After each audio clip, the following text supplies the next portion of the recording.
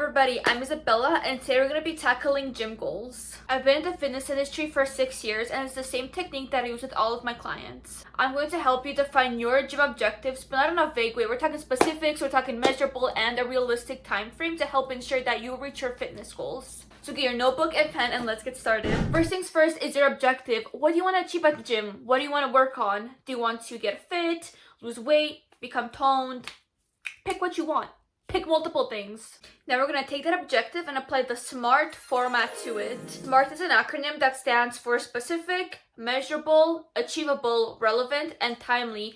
These are some certain steps that we need to take to help make that objective, make it a little bit better, and then this is how you're going to set you up for success and get your results. It's great to have an objective, but now we need to make it more specific. This is going to help give you some more clarity on exactly what your goal is, so therefore you can better track your results. Let's turn I want to lose weight into I want to lose 15 pounds. Then you know exactly what you need to work on and exactly what your final goal is, not just wanting to lose weight. Are you going to be happy if you lost 1 or 2 pounds, or is 15 the main goal? Exactly. Making it more specific, this is going to give you more of a foundation when we're going to get into making it realistic, setting deadlines, creating a routine, that sort of thing. You're going to want to specify the method and approach that you're going to take into that specific goal. Outline exactly what you're going to do to help you lose those 15 pounds, which is the example that we're going to use for this video. Oh, well, I'm going to start working out. Okay, well, what does that look like? What are you going to do? What workouts are you going to be doing? How many times a week? Versus, I'm going to work out 5 days a week, Monday to Thursday at 6 a.m. every day before work. There we go. Now you know exactly what you're going to do. And outlining what you're going to do as well, make sure that you include not only your routine, but diet, activities, things like that. Some nutrition you want to implement. Maybe you want to add more protein into your diet, take out junk food. Outline exactly what you're going to do. To reiterate, you're going to take that objective, which is, let's say I want to lose weight, and make it more specific to I want to lose 15 pounds. Now we have a measurable. We're going to quantify your goal by taking it from a word format into numerical terms. This is going to help because you know what kind of progress you're going to track moving forward, right? Because we're breaking it down, we're making it more specific to your objective. Some other good examples is, let's say you want to improve your cardiovascular health. Okay, well, how long do you want to run for? What's the distance? Is there a specific time that you want to hit, that you want to get it in, a total time? See what I mean? You're measuring it out. One thing to do is to take your bigger goal and to make it into smaller milestones so you know what you're hitting and what you're not and what changes you should or shouldn't make. Going back to our example of the 15-pound weight loss, the main goal is to lose 15 pounds, which we've broken down from the objective to a goal. Now to make it measurable, you're going to say, well, I want to lose 15 pounds. That's going to be 1 to 2 pounds per week. Perfect. Now you just made it measurable. You want to be realistic with this, of course. You can't lose 15 pounds in a week. And this is where the measurable part comes in. So you want to make sure that this goal is actually achievable to you. You don't want it to be unrealistic, but you also don't want to shoot too low for yourself either. Assess your current fitness right now and be completely honest with yourself. Of course, this also applies to things like cardiovascular health. Let's say your goal was to run a marathon. Well, can you run a mile? Right? Assess your current strength and your current weaknesses. Let's say a really good strength for you is that you're really good at cutting out junk food, cutting out fast food, but then a weakness of yours is that you have those late night cravings, snack binges, that sort of thing. Now you know the one thing you're good at and one thing that you can prioritize and the other thing that you need to work on too. This will help make your goal be a little bit more realistic because it's customized to you. This is obviously going to be different from someone who, let's say, has troubles losing weight, or someone who has dietary limitations. Activity limitations, going to be harder or easier for them to achieve this goal. But of course, it's going to be different for everybody, and always keep that in mind. When you set these goals too, make sure that they are realistic. When outlining your routine, maybe part of your plan is that you want to be up at 3 a.m. Is that realistic though? Are you going to be up at 3 a.m.? Because I notice what some people tend to do is that they tend to shoot up really high with their goals when the motivation is high. But then when it actually comes to do it and the motivation dies down, they're not going to do the goal that they were assigned. They're going to feel bad about it and they're going to quit altogether, which is a cycle that I see all the time. Which is another reason as to why implementing smaller goals in our specifics and outlining them, making sure that they're measurable and achievable, so then you're hitting those small milestones along the way, which will then help you get to your overall big goal. Same way with losing those 15 pounds in a week, which isn't achievable, is unrealistic, it's not measurable, versus losing 1 to 2 pounds per week, having better nutrition, cutting out junk food, exercising regularly, that sort of thing. Going back to our example, one thing you can see with the 15-pound weight loss is I will achieve this weight loss goal through a combination of good eating, nutrition, regular exercising, and incorporating more walking into my day-to-day. That is more achievable than saying, oh, well, I'm gonna do 3 hours of cardio every day. Huh? No. We don't work like that. We work in the long term, not the short term. Next up, make sure that this goal is relevant to you. Make sure that you truly care about this goal and the importance of achieving it.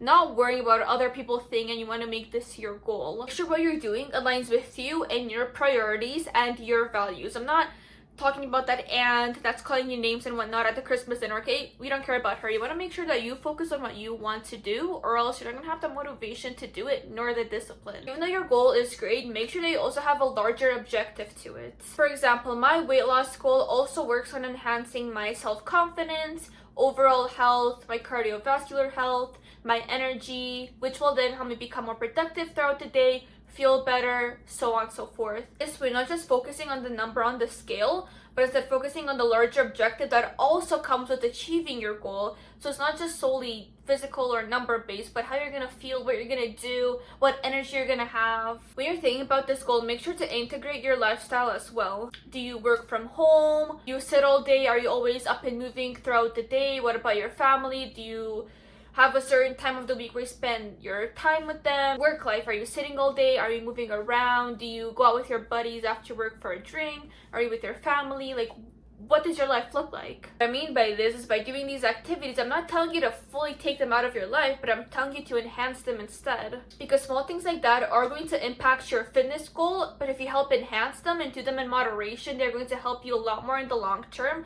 You are going to achieve your goal, but you're also still going to keep doing the things that you love. That's why with implementing things like nutrition, you don't need to fully cut out sugar, you don't need to fully cut out junk food, but it is another thing to have moderation. Of course, make this into your personal preference. What do you like to do? What do you like to eat? And still have those in your day-to-day, but just not as much. It's quite simple. Next up, we have timely. This is where you're going to want to set clear deadlines as to when you want to achieve your goal. This way, you're not going to slack off and you're going to think, oh, well, maybe I'll achieve it in the next year. No, I want to achieve it in the next 6 months, right time for my birthday. This will give you more sense of urgency with that goal, helping you stay more disciplined. But then this way, you're also going to be putting in more effort because of that time frame, because of the sense of urgency that you have from the time frame of your goals. This is again where we're going to implement the long-term and short-term version of it. The long-term is always going to be the more broader version, while short-term is going to be smaller milestones that are going to help maintain your motivation. Going back to our goal of 15 pounds, we're going to be losing 1 to 2 pounds a week.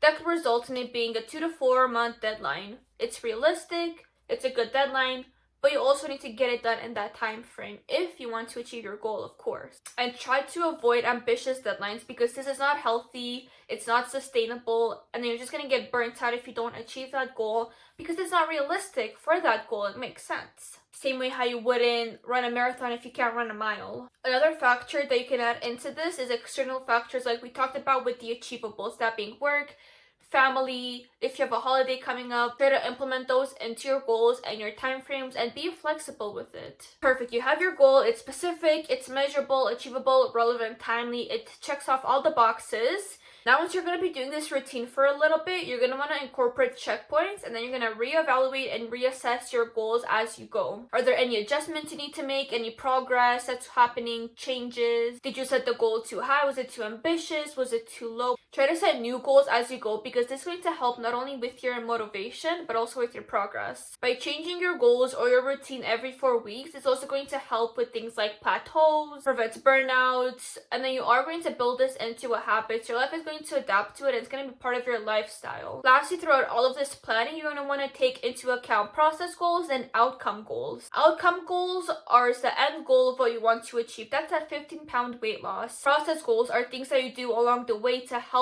with that outcome goal. So that's things like creating habits, incorporating better nutrition. The way I like to look at it is that process goals is a way of enjoying the journey, so that by the time you get to your outcome goal, you already reached it. Process goals focuses on behavior, habits, that sort of thing.